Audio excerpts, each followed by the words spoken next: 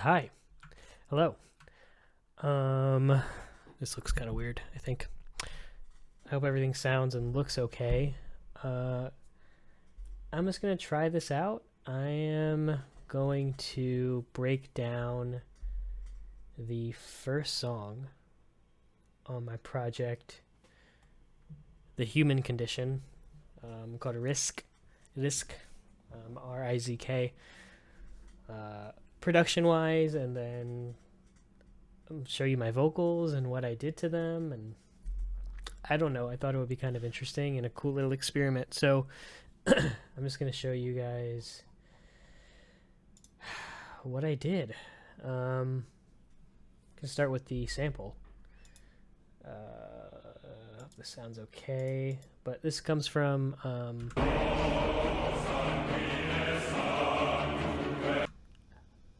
Let me turn it down a little bit.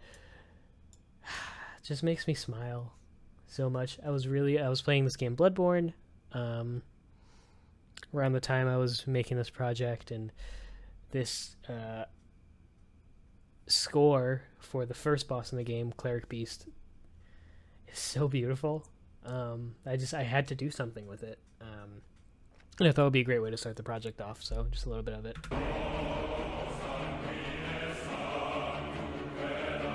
I took little pieces of it, and I kind of chopped them up. So, and I added a bunch of effects to it. So this is I don't even think it's not pitched down. It is pitched down, but it's stretched out a little bit. This is in the eighth insert. So if let's see, there we go.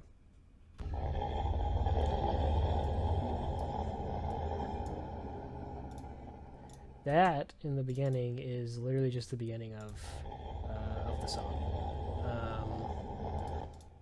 There's this just like deep roar of the Cleric Beast. That's what it sounds like. It's slowed down a bit, but that's what it sounds like when it's clean. And then I did add some volume automation, so it fades out by itself. And then there's reverb, a little bit of delay, and some chorus on it. And I think it makes it a bit more textured. And there's some space to it, which helps because there's literally 4 beats of nothing that I added in here.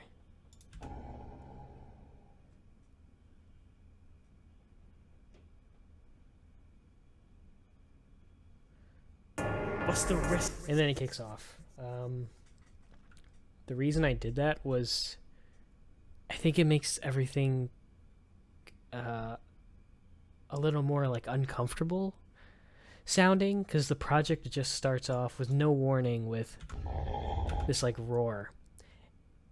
You hear that for a few seconds and then nothing, and then out of nowhere the beat kicks in with me rapping and the drums and all that stuff.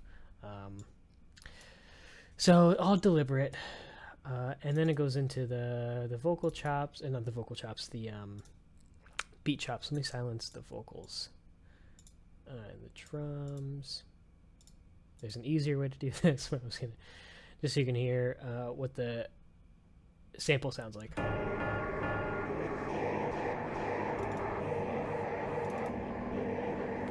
So there's a few things going on.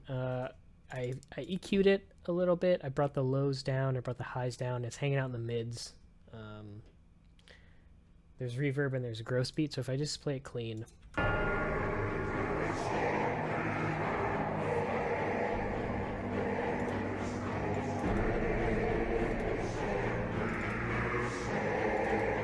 Awesome. Super evil and dense and deep.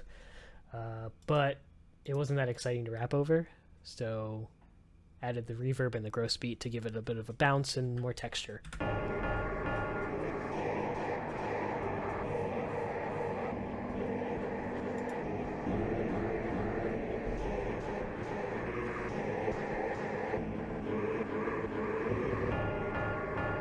So it starts with the dun dun dun, which actually really helped with the drums, which is pretty minimal. that's it, and that's just with the intro. So, and the intro is the verse, but again, we're gonna or the chorus. We're gonna focus on the vocals kind of last. So intro is just hi hat and then sample.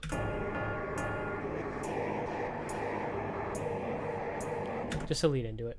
And then we go into the chops in the verse itself, which there are 3 different chops I'm doing here, and they all have the same treatment as the chorus. So these are the chorus chops, which I showed in the beginning, and then these are the verse chops. I'll play them clean, like I did before. They're panned to the left a little bit.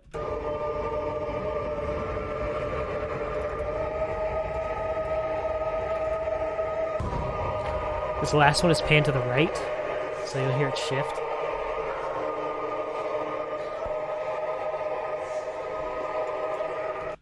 Again, trying to make it uncomfortable, a little bit unnerving. And with all this stuff, it makes it easier to rap over. And adds textures and all that stuff.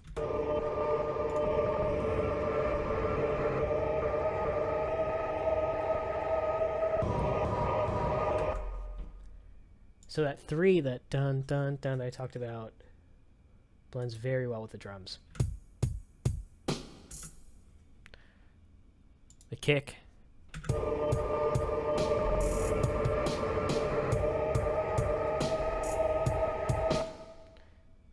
So here's what's going on with the drums.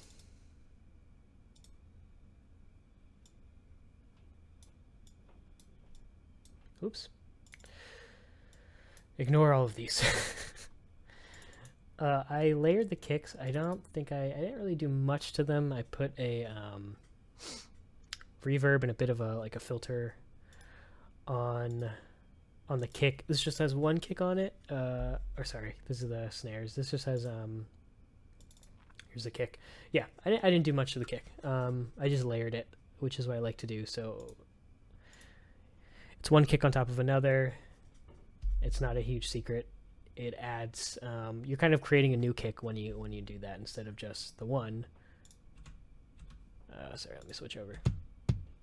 That's fine, but when you add that extra one, see that there's this one is a bit more cushiony, and this one is a bit hard hitting. So I like to try to pair those 2 kicks together. And again, there's just some EQ on it. I think I just bumped up the lows a little bit, and I didn't really touch anything else. Snares, I also stacked these, and this is what I was showing before, there's a bit of this thing called a love filter on it. I'll show you what it sounds like clean, and there's a reverb, so.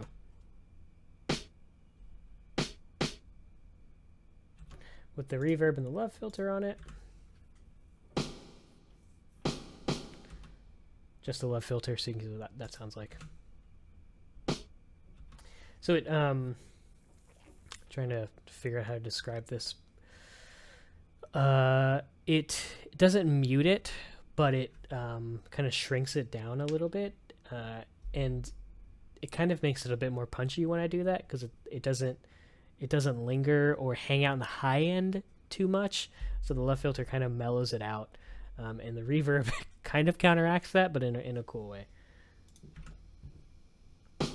So it's shrunken down, but there's a bit of a ring to like there's a nice reverb at the tail end of it, but it's still just a very it's a punch, but it lingers out a little bit. There isn't it doesn't last too long.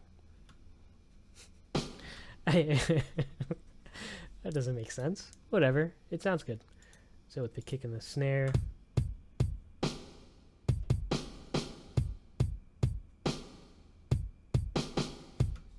Kind of a weird pattern. Not a straightforward pattern, which is like a dun dun dun dun dun dun. It's weird, and I wanted that to match the chops in the samples and also kind of the vibe of the sample. It's everything's a bit off.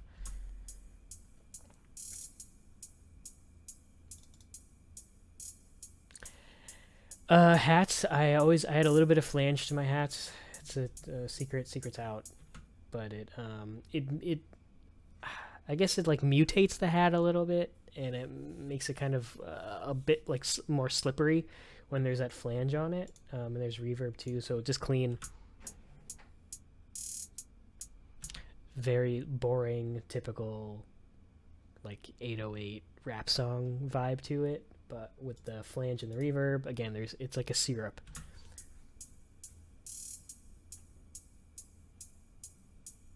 I'll take the reverb off.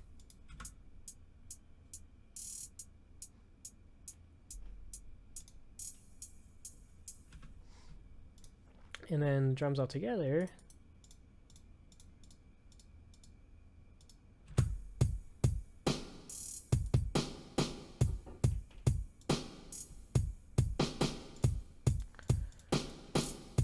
Okay, there's like an easier way to click all these, but for some reason I like forgot.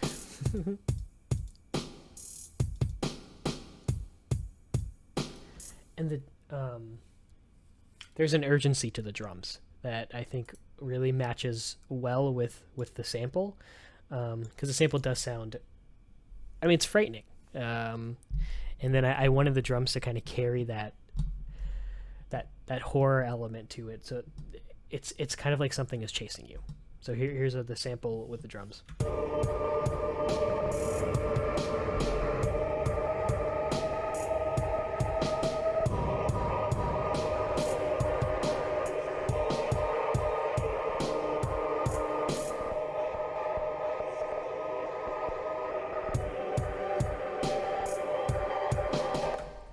Cool.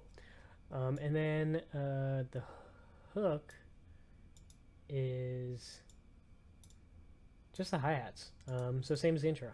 And I think that's all you kind of need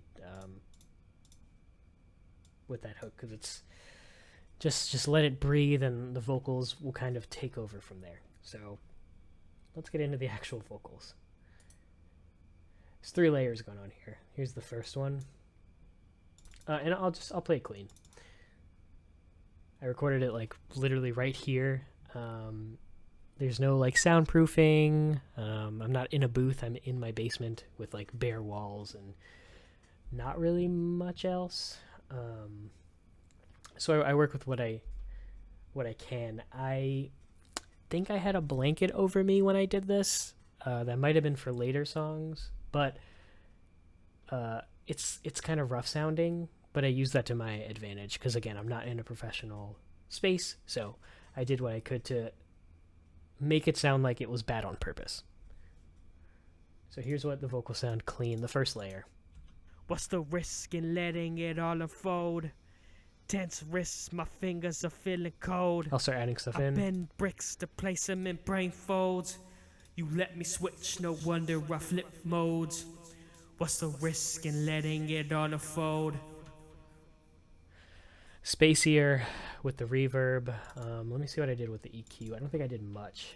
Yeah, this is like a stock fruity EQ setting that I use for a lot of vocals. It just brings the high end up, brings down the low end. A little bit of reverb, a little bit of delay to fill up the space, and the sound goodizers can be your best friend sometimes when you're not in a great recording environment because it brightens things up. What's the risk in letting? Second layer. What's the risk in letting it all unfold? Gosh, that's so cool. This is in another channel, so again, it's the same thing.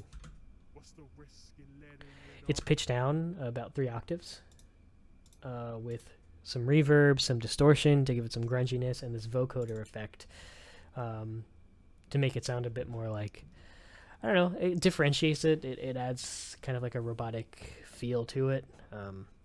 What's the risk in letting it all unfold? Tense wrists, my fingers are feeling cold. I'll just so you can hear it without the vocoder. What's the risk in letting it all unfold? Tense wrists, my fingers are feeling cold. So there's like an electronic element to it. The third layer. What's the risk in letting it all unfold? Tense wrists, my fingers are feeling cold. Pitched up, and it's got the same effects on it. This one's panned to the right, the high pitched one, and the low ones pan to the left. So here's what that sounds like together.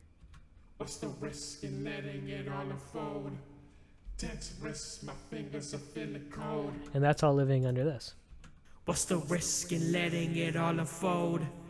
Tense wrists, my fingers are feeling cold. And there's a volume I bend automation bricks to on the higher pitched one, so it's actually getting louder as the verse progresses. But it sounds like there's a bunch of voices in your head, especially with like this behind it. It's kind of freaky. What's the risk in letting it all unfold? Tense wrists, my fingers are feeling cold. I bend bricks to place them in brain fog. That's with the hook, so there's a lot of layers going on, and then I slimmed it down with the verse itself. I wanted it to just be kind of straightforward and clean. There are effects on it, but this is what the verse sounds like. Clean. I bust a rhyme and see dollar signs just fade away. I hope I never See, it doesn't sound that great, because again, I'm just like sitting here in my basement. I'm not in a studio, so it sounds a little gruff, but I just went with it. So I did that same EQ, put some reverb on it, sound goodizer helps, and then distortion to accentuate how bad it is, to make it sound like it's on purpose. I bust a rhyme and see dollar signs just fade away. I hope I never disappear. I fear you stay away. Don't ever let me sit and play. You think I'm here to play? All death, no life. I say it's all okay. I got a habit of pushing people I'm bad to manage. You not gonna have it. It's mine. I put in the time and damage. And that counteracts here. You can hear how it sounds going from the verse, or go from the chorus to the verse, which the chorus has like the 3 layers to it. It's a little robotic, and then it goes into this like 1 layer verse with the distortion over it, and all those other effects. So it's kind of staggering. I bend bricks to place them in brain folds. You let me switch, no wonder I flip modes. I bust a rhyme and see dollar signs just fade. So it's like somebody brand new is coming in, that they've just barged through the door, and now they're doing the verse, and then it goes back to someone else doing the hook. So it sounds like there's 2 people in the song almost. And then the outro.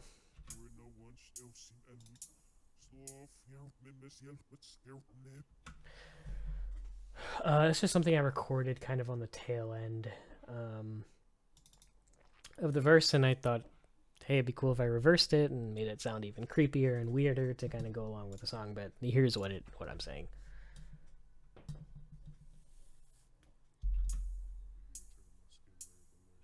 You can't even hear it. Let me isolate it and turn it up. I'll be here, turn my skin layer by layer. I'll hit you back later. And I pitched that down to make it sound cool. And that's how the song ends. Like, it ends with some space, and then it goes into the next song, Addicted to Homicide. So yeah, that is, I hope that all made sense and it was entertaining to watch. I don't know how I'll trim this down, or if I will trim it down. I might not. Sorry if there's a bunch of background noise, but that is how I made the song Rizq off of The Human Condition. Go check it out if you haven't. Thanks.